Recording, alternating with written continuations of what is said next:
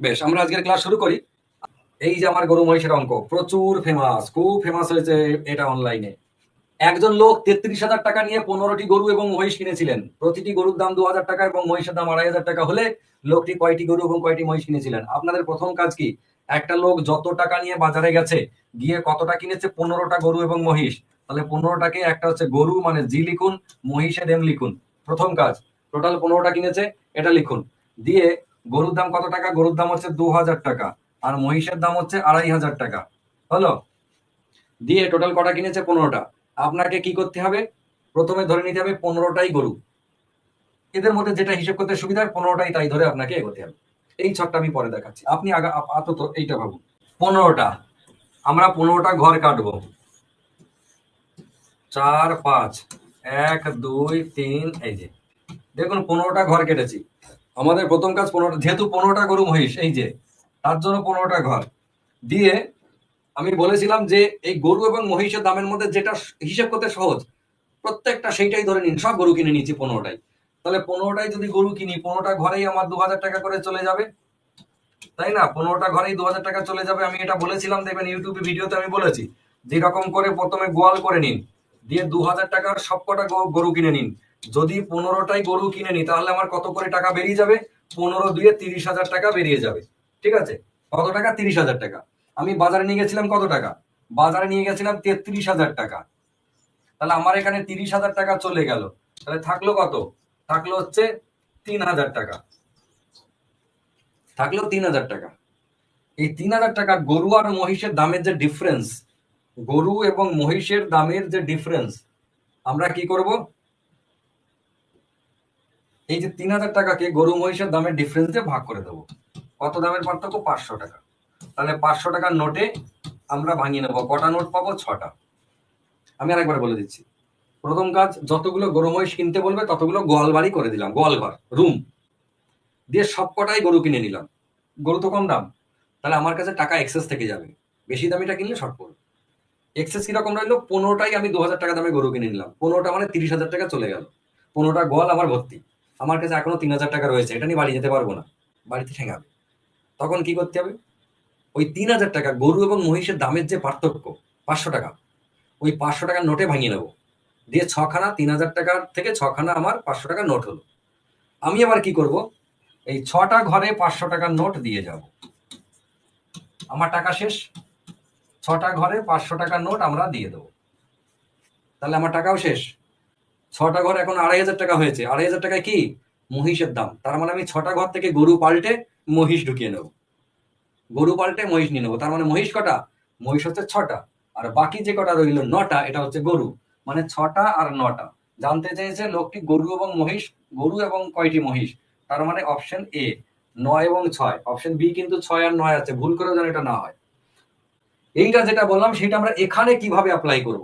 অঙ্ক পাওয়ার পরে প্রথম কাজ, মানে সব ছক ফক করবো না, গোয়াল ঘর করবো না। ঠিক আছে? গরু মহিষের দাম আমরা দেখে নিয়েছি। এটাও যদি মনে করি যে না, আমি আমার ডেটাটা মাথায় আছে, আমি এটা করবো না। প্রথম কথা হচ্ছে 15টাই গরু বা গরু কিনে নেবো, 2,000 টাকা করে দাম। তাহলে আমার চলে যাবে 30,000 টাকা। আমি বাজারে নিয়ে গেছিলাম 33,000 টাকা। আমার কাছে রইল 3,000 টাকা। গরু আর মহিষের দামের ফারাক 500 টাকা। 500 টাকা দিয়ে ভাগ করে দিলাম, 6 উত্তর যেটা পেলাম। এই যে 6টা হচ্ছে মহিষ। কেন? কারণ ওই যে উত্তর হয়ে গেল, আর কিছু নয়। 6টা মহিষ, 6 যদি মহিষ কোথায় আছে? অপশনে উত্তর, অপশনে। এইটুকু, শুধুমাত্র এইটুকু ক্যালকুলেশন। যে আমি সবটাই গরু কিনে নিলাম, তাহলে আমার কাছে টাকা এক্সট্রা থেকে গেল। যেটা এক্সট্রা রইলো গরু মহিষের দামের সঙ্গে সেই নোটে ভাঙিয়ে নিলাম। যদি গরু মহিষের দামের ফারাক 50 টাকা হয় তো 50 টাকা নোট বানাবো। 500 টাকা যেহেতু ফারাক, 500 টাকা নোট বানাবো। দেখলাম 6টা নোট আমার কাছে এক্সট্রা। সব কটা গরু কিনেছিলাম, এখন গরুর গায়ে এই 500 টাকা করে একটা করে নোট আঠা লাগাচ্ছি আর চিপকে দিচ্ছি, আঠা লাগাচ্ছি আর চিপকে দিচ্ছি। তাহলে গরুগুলোর দাম এখন 2,500 টাকা হয়ে যাচ্ছে। যে আমি বলছি এগুলো হচ্ছে সব মহিষ, সবার দাম হচ্ছে 2,500 টাকা। কটা সেটা? 6টা। তাহলে বাকি 9টা হচ্ছে মহিষ। বেশ, একই অঙ্ক দেখুন এইখানে আর একটা দিয়েছি আমি। কিরকম? একটা লোক পারচেজ 24টা ডাক কিনেছে আর হেন কিনেছে কটা? 24টা ডাক এবং হেন কিনেছে বাই 4,500 টাকা। বেশ, দ্য কস্ট অফ ইচ ডাক ইজ 200 টাকা অ্যান্ড দ্যাট অফ দ্য হেন ইজ 150 টাকা। মানে সে মুরগি আর হাঁস কিনেছে। ডাক মানে হাঁস, হেন মানে মুরগি। তাহলে হাঁস আর মুরগি কিনেছে কটা? টোটাল হচ্ছে 24টা কিনেছে, 24টা। হাঁসের দাম কত করে? হাঁসের দাম 200 টাকা, মুরগির দাম হচ্ছে 150 টাকা। যদি আপনি মুরগি কিনে নেন সব কটা টাকা এক্সট্রা থেকে যাবে, যদি সব হাঁস কিনে নেন টাকা শর্ট পড়ে যাবে। যেটা খুশি করতে পারেন। আমি ধরে নিচ্ছি এই যে 24টাই হাঁস কিনে নিয়েছে, বেশি দামি জিনিসটা, সবটা হাঁস। তাহলে কত টাকা? 24 দিয়ে 48, 4,800 টাকা চলে গেল। কিন্তু বাজারে কত নিয়ে গেছিলাম? 4,500 টাকা। তার মানে আমার কাছে 300 টাকা এখনো শর্ট। জিনিসের দাম হচ্ছে 4,800 টাকা, আর আমার বাজারে নিয়ে গেছি 4,500 টাকা, তাহলে 300 টাকা শর্ট। এই শর্টটা আমরা কি করবো? শর্ট তো হলে হবে না। তখন আমি দোকানদারকে বলছি, না না, এতগুলো হাঁস নেবো না, বেশি দামি জিনিস এত নেবো না, টাকা শর্ট পড়ে গেছে, তুমি হাঁস পাল্টে পাল্টে মুরগি দাও। তাহলে হাঁস পাল্টে পাল্টে মুরগি কটা দেবে?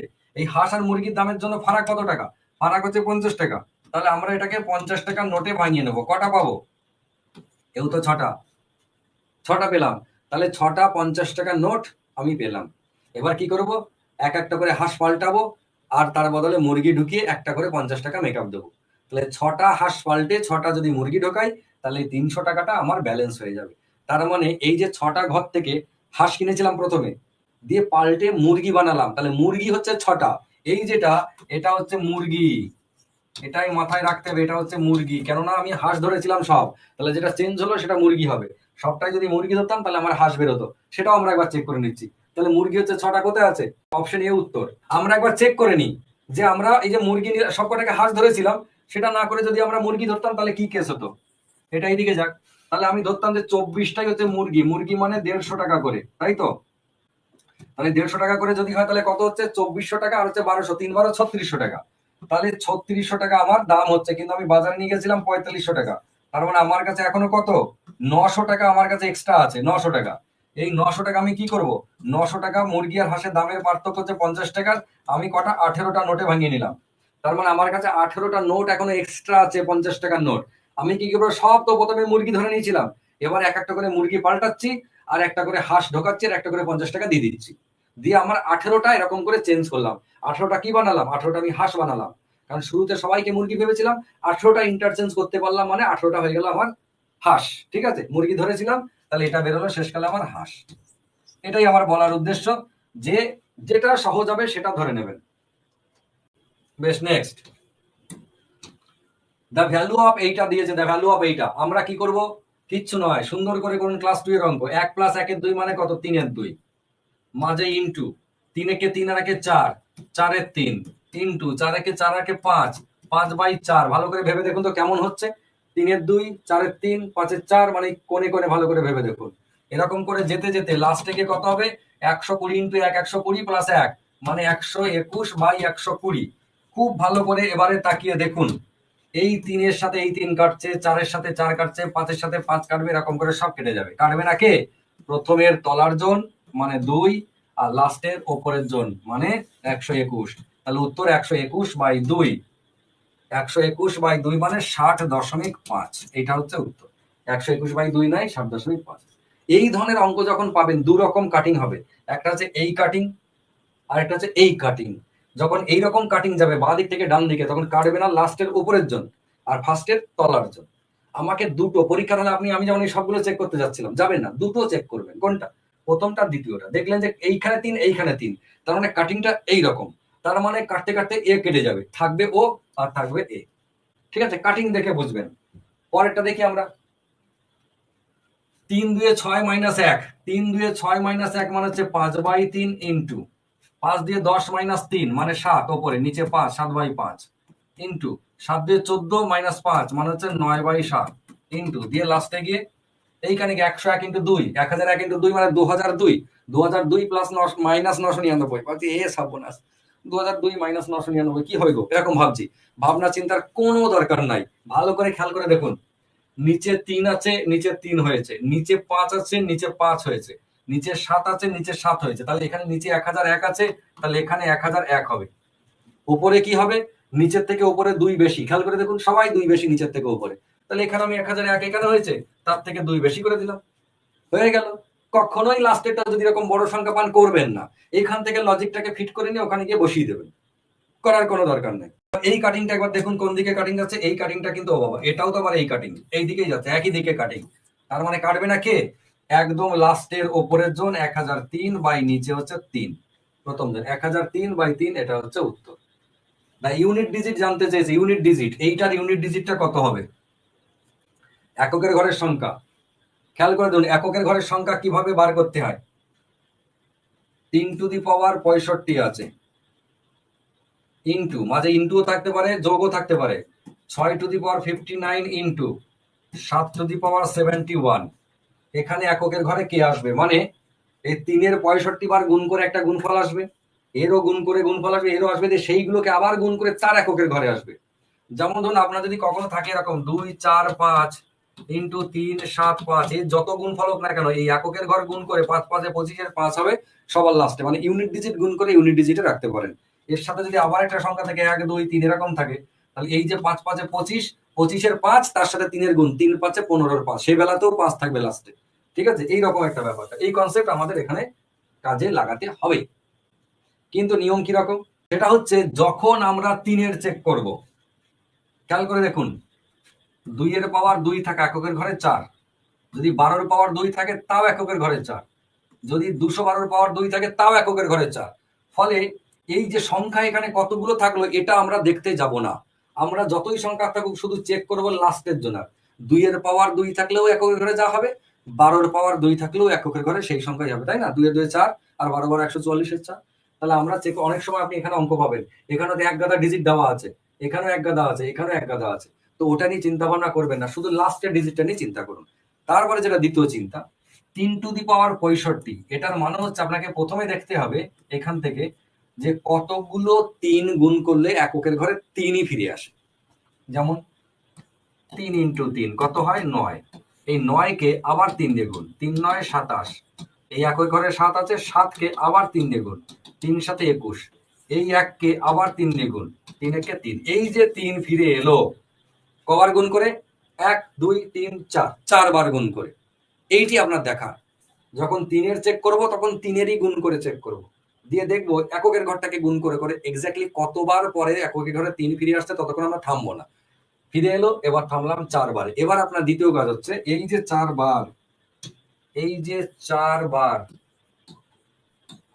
এই 65-কে 4 দিয়ে ভাগ করব, 4 16 64, থাকলো কত 1। এইটি হচ্ছে আমার দরকার, এইটি আমার দরকার। কি হিসেবে দরকার, 3-এর পাওয়ার 1 থাকবে লাস্টে, মানে এই জায়গাটায় 3-এর পাওয়ার 1 থাকবে লাস্টে, 3-এর পাওয়ার 1 মানে ফাইনালি 3, মানে এখান থেকে এককের ঘরে 3 ফিরে আসবে। একই রকম ভাবে 6-এর পাওয়ার যদি আমরা চেক করি, 6-কে প্রথমবারে গুণ করলেই 6 ফিরে আসে, মানে 6-এর পাওয়ার পৃথিবীতে যাই হোক না কেন, 6-এর পাওয়ার 1 2 3 4 যাই হোক, এককের ঘরে আজীবন 6ই থাকে। সেই জন্য এরকম 3 4 জন আছে, এখান থেকে একবারে 6 নামলো, মাঝে গুণ চিহ্ন, 7-এর বেলা চেক করব, 7 মানে চেক করছি আমরা 7 to the power, 7 to the পাওয়ার কত 71, তাহলে 7 ইন্টু 7 কত হয় 49, এই 9-কে আবার 7 দিয়ে গুণ, 7 9 63, 3-কে আবার 7 দিয়ে গুণ, 3 7 21, ফের 1-কে আবার 7 দিয়ে গুণ, দিয়ে 7, এই যে ফিরে এলো 7 কবারে, এও 4 বার। সবাই যে 4 বার আসবে তার কোনো মানে নেই, 4 বার আসে, 3 বার আসে, 2 বার আসে, এরকম আসে, 4 2 1, তো 4 বার এলো। তখন আমাদের কাজ কি 71-কে 4 দিয়ে ভাগ করা, 71-কে 4 দিয়ে ভাগ করা, 4 17 68, থাকে কত 3, এই 3টাই হচ্ছে কাজের, কিসের কাজের, এইখান থেকে 7-এর পাওয়ার 71 করলে যা হবে, এই 3টা মানে 7-এর পাওয়ার 3 করলে তাই হবে এককের ঘরে, যেটা ভাগফল থাকবে অবশিষ্ট থাকবে পাওয়ারটা সেইটা লিখবো। তাহলে এর ক্ষেত্রে কি হলো, এর ক্ষেত্রে হলো এইখান থেকে বেরোলো 7-এর পাওয়ার 3, 7-এর পাওয়ার 3 মানে কত হয় 7 7 49, আর হচ্ছে 3 343, তো 343-এর কত বসবে, এককের ঘরে 3 বসবে, 7-এর কিউব এককের ঘরে 3, ঠিক আছে, এইটাও মাঝে গুণ ছিল। এবার ফাইনাল উত্তর বলুন, ফাইনাল উত্তর এইখান থেকে 3 6 18, 3 18 54, এইটা যদি আমরা করি তাহলে 3 18 54 এককের ঘরে কে, এককের ঘরে ফাইনালি 4, অপশন এ। 1 2 3 4 5 6 করে 10 পর্যন্ত যোগফল n × n + 1/2, এটার ফর্মুলা কি, নরমাল নাম্বারের যোগফল হচ্ছে n × n + 1/2, n মানে কি 1 থেকে 10 পর্যন্ত, এটা মানে হচ্ছে 10 × n + 1 মানে 11/2, তার মানে 5 11 55 হচ্ছে উত্তর, কত, উত্তর অপশন বি, n × n + 1/2। ঠিক আছে, বা আপনি এমন একটা স্টাইল করতে পারেন, যে এই যে 1 প্লাস 2 প্লাস 3 প্লাস এরকম করে করে গিয়ে মনে করুন 9 প্লাস 10, কটার সংখ্যা 10টা। আপনি এই দুটো যোগ করুন কত, 11। আপনি এই দুটো যোগ করুন কত, 11। এরকম করে প্রতি দুটো জোড়া জোড়া যদি করেন তাহলে 11 করে হবে। 10টা সংখ্যায় কটা জোড়া পাবেন, 5টা জোড়া। কত করে এক একটা জোড়া, 11। তার মানে 5 11 55। আপনি এখান থেকেও যোগ করে বার করতে পারেন। আবার এখান থেকে n into n plus 1/2, n মানে হচ্ছে number of number, number of number. একই রকম ভাবে এইটা দেখুন, 11 12 13 থেকে দেওয়া আছে, শুরু থেকে নেই। মাথায় রাখতে হবে n ইন্টু n প্লাস 1/2 ফর্মুলাটা হচ্ছে শুরু থেকে, মাঝখান থেকে নয়। তাহলে আমরা এটা কি করব, এটা একটা জিনিস করব, 1 থেকে 20 পর্যন্ত বার করে 1 থেকে 10 পর্যন্ত, এটা 11 থেকে আছে 10 পর্যন্ত বার করে বিয়োগ করে দেবো। মানে এটা বিয়োগ করে দেবো, দিলে কত থাকবে, এই জায়গাটা থেকে যাবে 11 থেকে 20। মানে 1 থেকে 20 পর্যন্ত সবকটা সংখ্যার যোগফল বার করে দেবো। আমাদের ফর্মুলা তো 1 থেকে শুরু হলে তবে খাটে, নলে খাটে না। তাহলে 1 থেকে 20 পর্যন্ত যা যোগফল হবে তার থেকে যদি 1 থেকে 10 পর্যন্ত যোগফলটা বাদ দিয়ে দিই তাহলে 11 থেকে 20 পর্যন্ত পেয়ে যাবো। বোঝা গেছে? তো সেইটি আমরা কাজে লাগাবো। ফর্মুলাটা কিরকম, প্রথমটাতে এই প্রথমটা 20টার জন্য, 20টার জন্য হচ্ছে n ইন্টু n প্লাস 1/2, মানে 20 ইন্টু 21/2 মাইনাস 10 ইন্টু 11/2। এটা হচ্ছে 20টার, এটা হচ্ছে 10টা সংখ্যা। তাহলে এটা কত হবে, এটা হবে 210 মাইনাস এটা কত হবে 55, 155 হচ্ছে উত্তর। এইটা যেমন হলো তেমন নিজেও স্টাইলে করতে পারতেন, কিরকম, এপিজিবির মতো। 11 থেকে 20 আছে, তাহলে এদিকে মনে করুন 11 12 13 এরকম করে গিয়ে 18 19 20 এরকম আছে। আমরা এই দুটো যোগ করব, কত হবে, 20 আর 11, সেটা হচ্ছে 31। এই দুটো যোগ করব 31, এই দুটো যোগ করব সব 31, তাই না? তাহলে এরকম করে 31 করে কটা সংখ্যা আছে, এরকম করে 11 থেকে 20 10টা সংখ্যা, তার মানে 5টা জোড়া। তাহলে 5 ইন্টু 31, 5 3 15 আর হচ্ছে 5 155। এটাও বের করা সম্ভব। নেক্সট, স্কোয়ার দিয়ে, ঠিক আছে। স্কোয়ারের ফর্মুলা কি, n into n plus 1/2 into 2n plus 1/3। এইটা হচ্ছে স্কোয়ারের ফর্মুলা। বইতে আপনারা অন্যরকম পাবেন, এটা আমি ভেঙে এরকম বানিয়েছি, কেননা n ইন্টু n প্লাস 1/2টা আগের ফর্মুলা, আর তার সঙ্গে একটা জুড়ে দিয়ে আমি স্কোয়ারের বানিয়েছি। বইতে আপনারা কোথাও এই ফর্মুলাটা পাবেন না, এটা বলে দিলাম। এটা আমার বানানোর ফর্মুলা। তাহলে n ইন্টু n প্লাস 1/2 মানে 1 থেকে 10 পর্যন্ত আছে। তাহলে 10 ইন্টু 11/2 মাঝে ইন্টু, এটা কত, 2n মানে কত, 10 ইন্টু 2 মানে 20, 20 আর হচ্ছে প্লাস 1 মানে 21/3। ফাইনাল উত্তর এখান থেকে কত হবে, এখান থেকে হবে 55, আর এখান থেকে হবে কত, 7, নাকি 3 7 21। তাহলে 55 মানে 5 7 35, 350, আর 35 385 হচ্ছে এর উত্তর। ফাইনাল উত্তর 385, অপশন বি। এবার দেখুন কিউবের বেলায়, যদি আগের অঙ্কটাতে ওরকম থাকে যে 1 থেকে না থেকে 11 স্কোয়ার 12 স্কোয়ার 13 স্কোয়ার করে 20 স্কোয়ার পর্যন্ত থাকলো, সেক্ষেত্রে আপনাকে 1 থেকে 20 আগে বার করে নেবেন, দিয়ে 1 থেকে 10 বাদ দিয়ে দেবেন, ঠিক আগের অঙ্কটা যেমন দেখিয়েছো এরকম ভাবে। ঠিক আছে, লাস্ট অঙ্ক এই চ্যাপ্টারের এবং আজকের, 1 এর কিউব 2 এর কিউব 3 এর কিউব। এর ফর্মুলা আরো সহজ, n ইন্টু n প্লাস 1/2। এইটা যেটা রইলো জাস্ট এর স্কোয়ার করে দেওয়া, এর স্কোয়ার করে দেওয়া, আর কিচ্ছু না, প্রথমটার মতো। তার মানে আমরা তো এটা মুখস্থ, 55 স্কোয়ার, ভেবে দেখুন, তাই না, মানে 3025, 55 স্কোয়ার মানে 3025। n মানে কত, n মানে হচ্ছে 10 ইন্টু 11/2, তার হচ্ছে কত স্কোয়ার। তার মানে এটা হচ্ছে 55 তার স্কোয়ার, 55 তার স্কোয়ার মানে কত, 5 6 30, আর হচ্ছে 25। আমরা তো স্কোয়ার রুট কিউব রুটে শিখেছি যে সংখ্যাগুলো 5-এর তার স্কোয়ার করা। এই যে 5-এর পরে 6, 5 6 30, আর হচ্ছে 5-এর জন্য 25। হলো, বেশ, আজকের ক্লাস এটুকুই। ঠিক আছে, ধন্যবাদ। সবাই ভালো থাকুন, সুস্থ থাকুন, সুন্দর থাকুন। সবার জন্য শুভরাত্রি। দেখা হচ্ছে আগামী ক্লাসে।